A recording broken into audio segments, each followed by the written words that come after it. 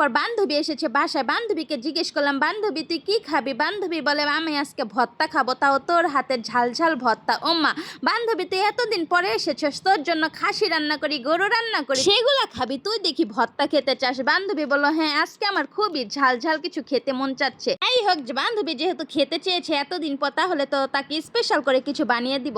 তো এখানে প্রথমে একটা কড়াই বসিয়ে দিলাম, কড়াইয়ের মধ্যে দিয়ে দিলাম সামান্য একটু তেল, তারপর দিয়ে দিলাম রসুন কুচি, দিয়ে দিলাম পেঁয়াজ কুচি, দিয়ে সুন্দর মতো একটু একটু ভাজা ভাজা করে নিব, একটু নরম হয়ে আসলে নামিয়ে নেব। তারপরে এখানে দিয়ে দিলাম কতগুলো লাল মরিচ, শুকনো মরিচগুলো সুন্দর মতো একটু ভাজা ভাজা করে নিয়ে আমি চুলা থেকে নামিয়ে নিয়েছি। তারপরে এখানে গরম পানি দিয়ে দিলাম, এখানে একটু লবণ দিয়ে লাউ পাতা কতগুলো আমি একটু ভিজিয়ে রাখবো, 5 মিনিটের মতো এই লাউ পাতাগুলো এই গরম পানিতে ভিজিয়ে রেখে দিব। এখন চলে যাব পাটাপোতার সাথে ঘষাঘষি করতে। ভর্তা বানাবার পাটাপোতার সাথে যদি ঘষাঘষি না করি তাহলে কি হয় বলেন? এই হোক, যে মরিচগুলো সুন্দর মতো ভেজে রেখেছিলাম সেগুলো নিয়ে এখন সুন্দর মতো বেটে নিব। বাটাবাটি হয়ে গেলে তারপর সেই পেঁয়াজ আর রসুনগুলো নিয়ে আধা বাটা করে বেটে নিব। অবশ্যই কিন্তু এটা আধা বাটা করে বাটবেন, তাহলে কিন্তু খেতে অনেক মজার হয়, অনেক মজার হয়। এই হোক, পেঁয়াজ আর রসুনগুলো সুন্দর মতো বাটাবাটি হয়ে গেলে এখানে 2টা চাপা শুটকি নিয়েছি। আপনারা চাইলে যে কোনো শুটকি নিতে পারেন। চাপা শুটকিগুলো আমি সুন্দর মতো ধুয়ে পরিষ্কার করে নিয়েছি। এখন সেগুলো বাটাবাটি করে নিলাম। আর আপনারা চাইলে কিন্তু ব্লেন্ডারেও এই ভর্তাটা বানিয়ে নিতে পারেন, কিন্তু পাটাপোতায় ভর্তা বানালে খেতে কিন্তু অনেক মজার হয়। তো যাই হোক, একটু কষ্ট করলে একটু মজার কিছু খেতে পারবেন। তারপর এখানে দিয়ে দিলাম স্বাদ মতো লবণ, দিয়ে সুন্দর মতো মাখামাখি ঘরে নিলাম। তারপর যে মরিচ ভেজে রেখেছিলাম সেই ভাজা তেলটা এটার মধ্যে দিয়ে দিব,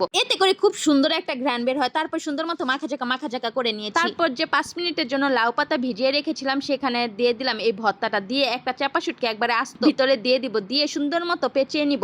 আপনারা চাইলে লাউ পাতার জায়গায় কুমড়া পাতাও দিতে পারেন। তো যাই হোক, এখানে সুন্দর মতো পেঁচিয়ে নিচ্ছি। আপনারটা যদি ছুটে যাওয়ার সম্ভাবনা থাকে অবশ্যই আপনারা চাইলে টুথপিক অথবা সুতা দিয়ে বেঁধে দিতে পারেন সুন্দর মতো। যেহেতু ভিজিয়ে রেখেছি পাতাগুলো খুবই নরম হয়ে গেছে, তাই যেভাবে ভাজ দিচ্ছি ওইভাবে কিন্তু ভাজ হয়ে যাচ্ছে। সুন্দর মতো সবগুলো বড়া আমি একবারে বানিয়ে নিয়েছি। এগুলা যে খেতে এতটা মজার হয়, গরম গরম ভাতের সাথে এগুলো হলে মাছ মাংস বলবে দূরে থাক, মানে সেগুলো কেউ খেতেই চাবে না। এই ভর্তা দিয়ে পেট ভরে ভাত খেয়ে উঠবে। চুলার মধ্যে দিয়ে দিলাম কড়াইয়ের মধ্যে দিয়ে দিলাম তেল পরিমাণ মতো, মানে অল্প পরিমাণ, বেশি দেওয়ার দরকার নেই। তারপর সেই বড়াগুলো দিয়ে সুন্দর মতো লো হিটে 10 মিনিটের জন্য রান্না করে নিলাম ঢাকনা দিয়ে। 10 মিনিট পর ঢাকনাটা তুলে উল্টে দিয়ে আবারও ঢাকনা দিয়ে 10 মিনিট কিন্তু সুন্দর মতো ভেজে নিতে হবে। অবশ্যই লো হিটে আস্তে আস্তে করে ভাপের মধ্যে এটা কিন্তু রান্না করে নিতে হবে, তাহলে ভিতরটা পুরো সুন্দর মতো সিদ্ধ হয়ে যাবে আর উপরটাও কিন্তু সুন্দর মতো ভাজাভাজি হয়ে যাবে। তো যাই হোক, আমি সুন্দর মতো ভাজাভাজি করে তারপর চুলা থেকে নামিয়ে নিলাম। নামিয়ে নিয়ে এক পিস লেবুর সাথে গরম গরম ভাতের সাথে পরিবেশন করলাম। বান্ধবী আমার এই ভর্তা খেয়ে পুরাই ফিদা। বান্ধবী আমার প্রশংসা করতে পুরাই অজ্ঞান হয়ে গেছে, তার নাকি এতটাই ভালো লেগেছে। আমার এই বান্ধবীটি একটু ঝালখোর, মানে ভর্তা প্রেমী। আমার বান্ধবীর মতো যারা